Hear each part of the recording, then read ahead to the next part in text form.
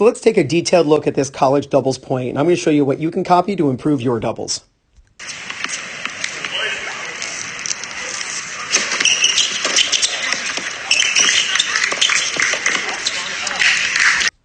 So first I want to say that I'm a big fan of when teams serve and volley because they can get both players up. Both up is a much better way to play over an extended period of time than one up, one back. And when you get a team that's constantly playing both up against a team who plays one up, one back, the both up team is going to dominate. So here's the serve and volley, and you'll see the player comes forward, right? So now they're creating a wall at the net. But I want to show you how to get to the net.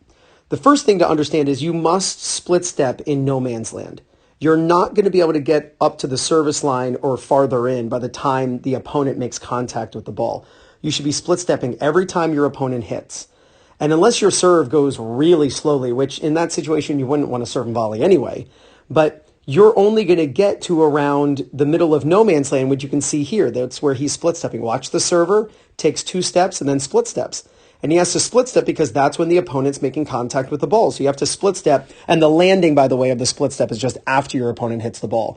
You want to be airborne. I'll show you this. You want to be airborne as your opponent hits. So look, there's the ball being struck. And the server is airborne. Now he lands. It actually synchronizes the brain with the feet so that your reaction time and you react to where the ball is going mentally, right, with when your feet hit the ground. And it allows you to quickly move into any direction. He's in the middle of no man's land while this is occurring. Just look at old footage of Wimbledon and you'll see where the wear out marks are of the split step in the grass, and it's in no man's land, which is not wrong.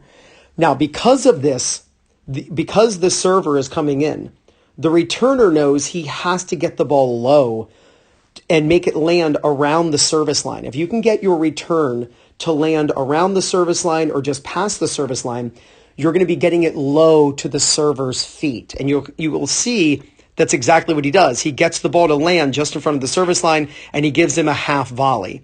Now, before we go any further with this, what I want to do is I want to show you the net player. Now, I really wish the net player was standing back here. I think he's a little too close to the net. When you're this close to the net, you don't have much reaction time to a ball blasted right to you or down the line, and you don't have the coverage in case the ball goes over your head, especially since your partner is going forward. So I would much rather have this partner in the middle of the box. I think he's a little too close. But that being said, I do like that rather than being too far to his right or too far back. If you are going to make a mistake, being too close would be the one to have. That way you can poach and you can, any frame shot can still like dribble over the net. I want to show you the serve and how it's jamming the returner.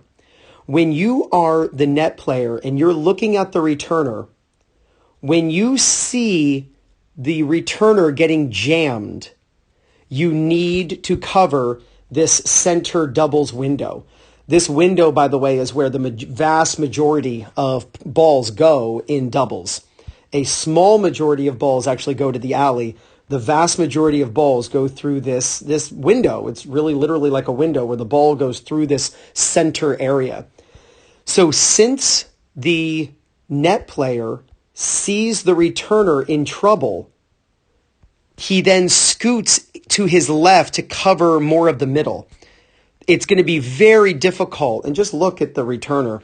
It's going to be very difficult in this situation for him to just rip it down the line. If it were to go down the line, it would most likely be a mistake. It would not actually be on purpose.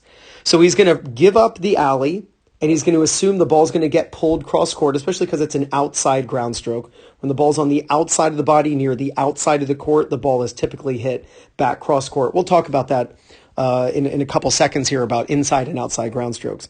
But the guy's in trouble, and he's got an outside ground stroke. The ball is most likely going to get pulled cross court, so you can see him make the move to try to get it. Now, he does not get this ball, but he accomplishes something very important, and I wish he would go a little more in and angled. He goes too laterally, but he does something very important. The net player here, who's going for the ball, scares this guy. See, when you're on the service line, as the returner's partner. If the return is hit perfectly to the feet of the serve and volleyer, you're actually supposed to move forward and attack. But the problem is, this guy has to wait to see if the net guy who's poaching hits the ball at him. He has to wait, so he actually cannot go forward. So even though this player sees the ball at the feet, his reaction time isn't quick enough because he's afraid of this guy nailing the ball right at him. So something to learn here is when you are at the net and the ball is hit cross court, don't be afraid to go for the ball even if you don't hit it. Because what it does is it'll scare this person and they won't be able to move forward because they're afraid of you putting your racket up.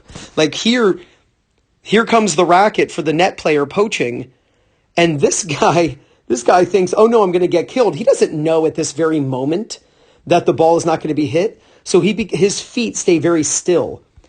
If the net player were to just stay right here and not move, and the ball is hit cross court at the feet of the serve and volleyer, the net player on this side could start moving forward and attacking and could have possibly poached this half volley. So this is such incredible strategy just in the first two shots in a doubles point. There's so much going on. So you really want to understand your job. Everybody has a job.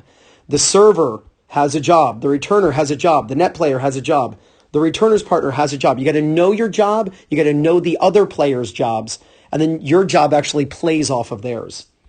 So the return is hit low to the feet.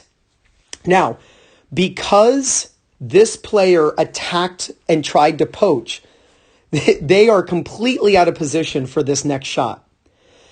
And he is really close to the net. So he is in major trouble.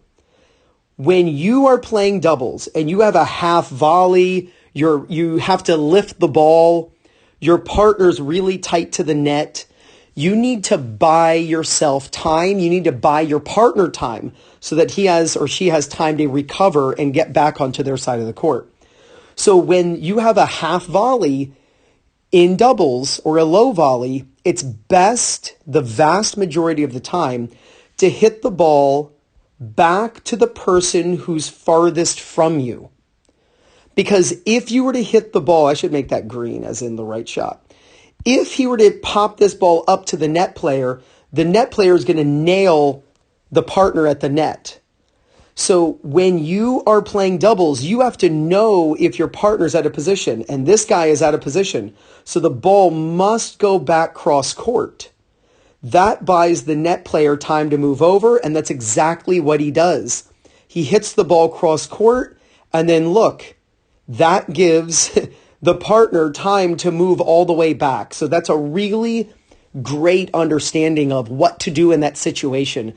It would have been incorrect strategically to hit this ball straight ahead because he would have hung his partner out to dry because that next ball would have crushed right at him and he would have had no time to react. So hit the ball to the person farthest from you when you have a low ball and you can't end the point and you're going to have to pop it up. Hit the ball to the person farthest from you so you have the most amount of time to then what? He can actually come into the court himself. He gives his partner time to move over. This is great. Now, we talked about inside ground strokes, outside ground strokes just a few seconds ago. Okay, so an inside ground stroke is a ground stroke that's on the inside of the court. So this being, let me make it yellow. This is trying to make a circle here. This is the center of the court. This is the inside of the court. And this is the outside of the court. So this player hitting a forehand, this is his inside ground stroke. Inside ground strokes in doubles are often ripped down the alley. Whether it's a forehand or backhand, it doesn't matter. Players, when they get inside ground strokes, their brain tends to think, I'm going to hit this ball down the alley. So the net player here has to realize that it is an inside ground stroke and that the ball most likely is going to, not most likely, that it is an increased percentage or increased chance that the ball is going to be ripped down the line. So the deuce side player needs to shift a little bit to cover the alley. And then the ad player is going to worry about the middle and the outside. Now, you'll see this player move over, but the ball is not hit down the alley. The ball is hit down the middle, which is actually the preferred shot. I would prefer in this situation that the ball does not go down the line. I'm so glad he didn't rip it down the line. You'll see this partner on the other side of the court is at the net.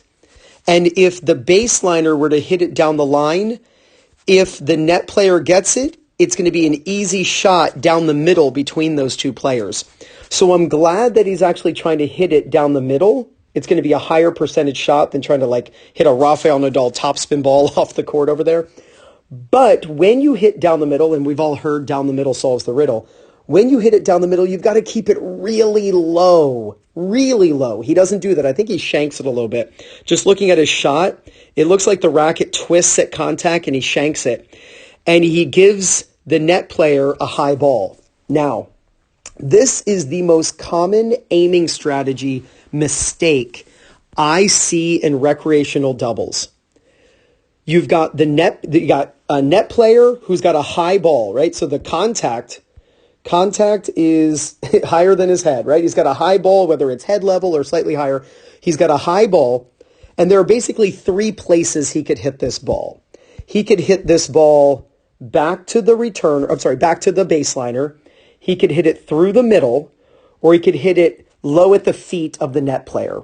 What do you think he's going to do? I can tell you that the vast majority of recreational players, both juniors and adults, I see in this situation, incorrectly hit it back to the baseliner or even to the middle, which then gives the baseliner time to go over and get it.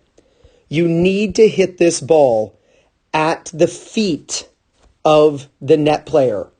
You have to do this because he has less time. She has less time to react to this ball. And basically, this is like dodgeball. If you think about dodgeball in physical education class or gym class when you're a kid, and you're looking for the person closest to you who has the least amount of time to react. Now, in no way, shape, or form are you trying to hurt this player. You're not aiming for their face. You're not aiming for their chest. Just aim for their feet. Aim low to them.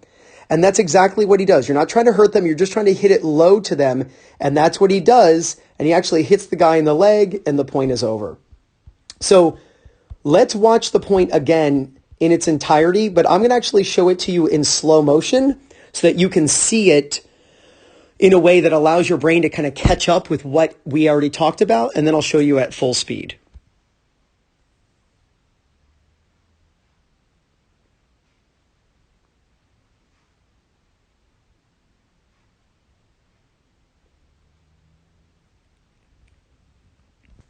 All right, so now at full speed.